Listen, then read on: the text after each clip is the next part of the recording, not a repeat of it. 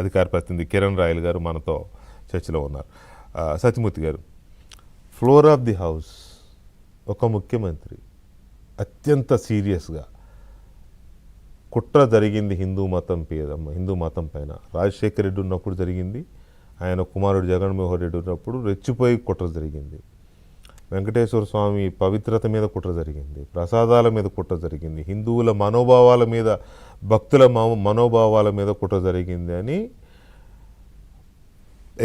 దాన్ని ఏమంటారు ప్రజెంటేషన్ చేసి మరీ చూపించి మరీ చెప్పారు, రిపీటెడ్గా చెప్పారు.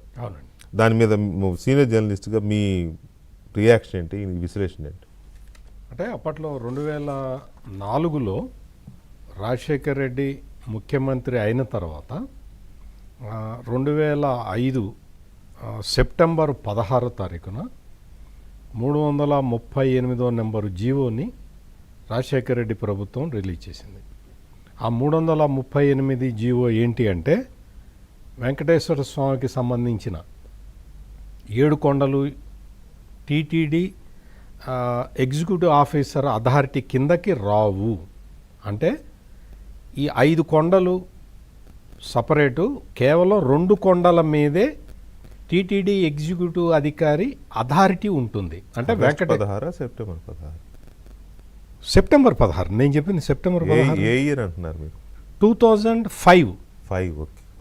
2005లో అంటే 2 కొండలు మాత్రమే టీటీడీ ఎగ్జిక్యూటివ్ అధికారి పరిధి కిందకు వస్తాయి. అంటే వెంకటేశ్వర స్వామి పరిధి కిందకు వచ్చేవి ఆ 2 కొండలే. అంతే, 2 కొండలే. 7 తిరుమల వెంకటేశ్వర స్వామి గుడి అనేది 2 కొండలే అని చెప్పాడు అని జీవో ద్వారా, GO number 338 of 2005 government of Andhra Pradesh ఇది ఇచ్చింది. దీని ద్వారా పరిపాలనాధికారులు కేవలం 2 కొండలకే పరిమితం చేశారు. ఈ జీవో ఇచ్చిన తర్వాత అప్పట్లో సోషల్ మీడియా లేదు, ఇంకా ఇటువంటి చెప్పేవాళ్ళు ఎవరు లేరు. కాబట్టి ఈ జీవో వెలుగులోకి వచ్చిన తర్వాత హిందూ సంఘాలు ఇవన్నీ కూడా ఉద్యమం చేయటం మొదలుపెట్టినాయి. వెంకటేశ్వర స్వామికి 2 కొండలు ఎట్లా ఇస్తారు మీరు, 7 కొండలు ఉండాలి అనేది. మీకు అందులో ఆ పాత్వే ఏది అలిపిరి నుంచి పాత్వే లేదు, పైన కొండపైన శేషాచలం కొండలు అంటాం కదా, కపిల తీర్థానికి పాత్వే, ఈ పాత్వేలే ఉంటాయి వెంకటేశ్వర స్వామికి, ఇంక వేరేవేమి ఉండవు. అట్లా జీవో ఇచ్చాడు రాజశేఖర్ రెడ్డి. ఇచ్చిన తర్వాత దీని మీద ఒక ఉద్యమం నడిస్తే హిందూ సంఘాలన్నీ కూడా మరీ అసలు ఇదిగా పోరాడితే దాన్ని సవరిస్తూ 2007 జూన్ 2వ తారీఖున 2 జీవోలు ఇచ్చాడు. ఒకటి 746 జీవో, ఇంకొకటి 747 జీవో.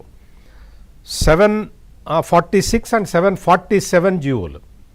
ఈ 2 జీవోల్లో ఏంటి అంటే కొండ అంటే మళ్ళీ దాన్ని 7 కొండలకి తీసుకురావటం, అంటే మళ్ళీ రెస్టోర్ బ్యాక్ చేయటం. ఇంకొక జీవో ఏంటి అంటే 747వ జీవో ఏంటి అంటే మిగిలిన దేవాలయాల్లో అంటే దుర్గా మల్లేశ్వర స్వామి దేవస్థానం, కాళహస్తీశ్వర స్వామి టెంపుల్, భ్రమరాంబ మల్లికార్జున స్వామి టెంపుల్, సీతారామచంద్ర స్వామి టెంపుల్, లక్ష్మీ నరసింహ టెంపుల్, వీటిలో నిర్దేశించిన ప్రాంతాల్లో మాత్రమే ఈ వీళ్ళకి సంబంధించిన పూజలు అవన్నీ జరగాలి అనేది. అంటే వేరే మతం వాళ్ళు ఇందులో పూజలు చేయటానికి వీల్లేదు. అంటే ఏంటి అంటే ఈ దేవుళ్ళని కూడా రిస్ట్రిక్ట్ చేయటం ఆ జీవో ఇచ్చాడు. ఇది అన్వారంటెడ్. నువ్వు 338 జీవో మీద అభ్యంతరాలు వస్తే 336 జీవోని రద్దు చేయొచ్చు. నువ్వు డైరెక్ట్గా ఆ జీవోని రద్దు చేయకుండా 338 జీవోని ఇంకో 2 జీవోలను ఇచ్చాడు. ఆ 2 జీవోల్లో దేవుళ్ళని రిస్ట్రిక్ట్ చేసే జీవోలు. ఇది రాజశేఖర్ రెడ్డి టైంలో జరిగింది. నేను జీవో నెంబర్లతో సహా చెప్తున్నా. ఇక్కడ ఎందుకు అట్లా చేయాల్సి వచ్చింది? రాజశేఖర్ రెడ్డి అంటే ఇప్పుడు ఆయన మన మధ్య లేడు, కానీ ఏం సమాధానం చెప్తాడు? ఎందుకు అసలు తిరుపతి కొండని రిస్ట్రిక్ట్ చేయటం ఏంటి? దాన్ని టచ్ చేయాల్సిన అవసరం ఏమొచ్చింది? ఎవరు అడిగారు? ఎవరు అడగల. 7 కొండల 2 కొండల ఆ సందేహం కానీ అసలు ఎవరు అడగలేదు, ఎవరు డిమాండ్ చేయలేదు. అటువంటి జీవోలు తీసుకొచ్చి ఆ రోజున ఇబ్బంది పెట్టి ఈ రోజున ఏం చేస్తున్నారు అంటే 338 జీవో గురించి చెప్పకుండా ఈరోజు వైసీపీ నాయకులందరూ ఈ 746, 47 జీవోలని ప్రస్తావిస్తూ 7 కొండల్ని మేము తీసుకొచ్చాము అని చెప్తున్నా. నువ్వు తీసుకొచ్చావు, ఎవడు తీసేశాడు? తీసేసింది ఎవరో చెప్పాలి కదా. తీసేసింది రాజశేఖర్ రెడ్డి, అవును. మళ్ళీ తీసుకొచ్చి ఇంకో జీవో ఇచ్చి కలిపింది రాజశేఖర్ రెడ్డి. ఆ కలపటం కూడా ఎట్లా కలిపాడు? విత్ రిస్ట్రిక్షన్స్ కలిపాడు. ఇటువంటి అంటే రిస్ట్రిక్షన్స్ హిందూ మతానికి సంబంధించిన దేవాలయాల మీద, అతి పవిత్రమైన దేవాలయాల మీద రిస్ట్రిక్షన్స్ పెట్టడం ఏంటి అనేది ప్రధానమైన ప్రశ్న. అంటే ఇది డైరెక్ట్గా హిందూ మతం మీద అటాక్ జరిగింది.